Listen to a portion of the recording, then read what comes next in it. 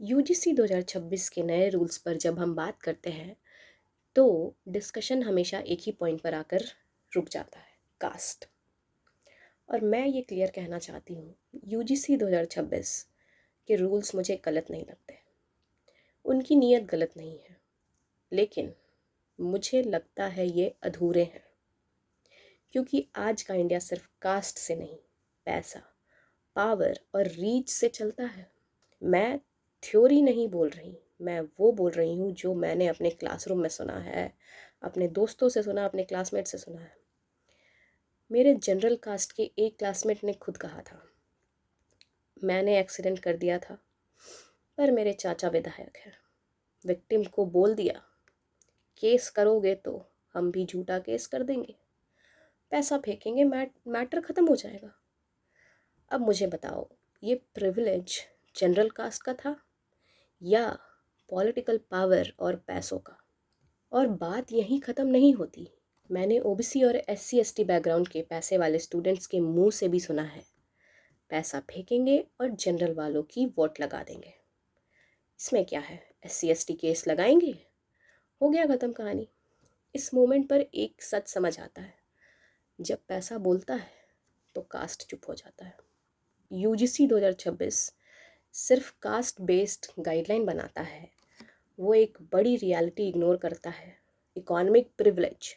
अगर कोई student SC ST OBC या जनरल हो, लेकिन उसके पेरेंट्स के पास पॉलिटिकल कनेक्शंस हैं, स्ट्रॉन्ग लीगल बैकिंग है, मल्टीपल प्रॉपर्टीज़ है और अनलिमिटेड रिसोर्सेस हैं, अंधा पैसा, तो उस स्टूडेंट का स्ट्रगल उस स्टूडेंट से कंपेयर नहीं हो सकता है जो फीस के लिए लोन लेता है और लाइब्रेरी के बाद काम करता है।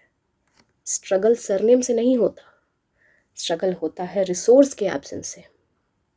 इसीलिए अगर यूजीसी 2026 इक्वालिटी की बात करता है तो उसे caste plus income based model लाना ही पड़ेगा।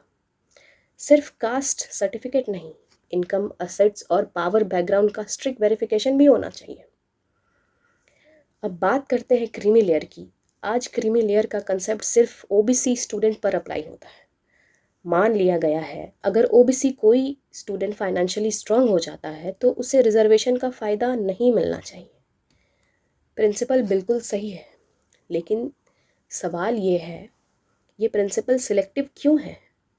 क्या अमीर एससी एसटी स्टूडेंट सिस्टम को इन्फ्लुएंस नहीं कर सकते? क्या अमीर general student police, court, college manage नहीं कर सकता?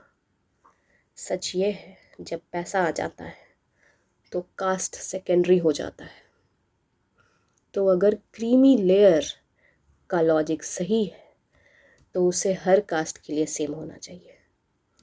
रिजर्वेशन का पर्पस था रिप्रेजेंटेशन और हिस्टोरिकल करेक्शन, लेकिन जब बिना इकोनॉमिक रिव्यू के बेनिफिट्स जनरेशन तक चलते रहें तो वो करेक्शन नहीं, परमानेंट प्रिविलेज बन जाता है।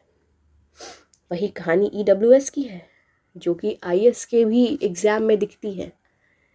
ईडब्ल्यूएस का फेक सर्टिफिकेट बनवा करके कितने लोग आईएएस बन चुके हैं।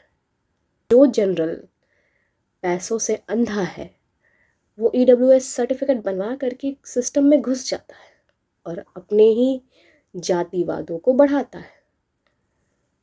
तो ये जितने भी रूल्स हैं, ईडब्ल्यूएस, ओबीसी का क्रीमी लेयर, एससी एसटी का रिजर्वेशन, सबको यूनिफाइड करके बस इनकम पैरिटी पे अब काम होना चाहिए। रियल रिफॉर्म्स यही बोल सकते हैं कि unified creamy layer rule, unified law, एक इनकम प्लस असेट सीलिंग जो हर कास्ट पर इक्वली अप्लाई हो, कास्ट प्लस इनकम वेरिफिकेशन, हर स्टूडेंट के बैकग्राउंड का पीरियोडिक रीचेक हो, 3 से 5 साल पर सभी का रीचेक हो, इनकम सर्टिफिकेट फिर से बनाया जाए।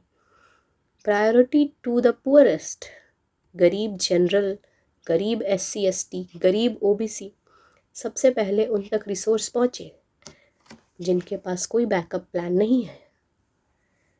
यूजीसी 2026 गलत नहीं है, लेकिन आज के इंडिया में सिर्फ कास्ट देखना पूरी तस्वीर दिखाना नहीं है।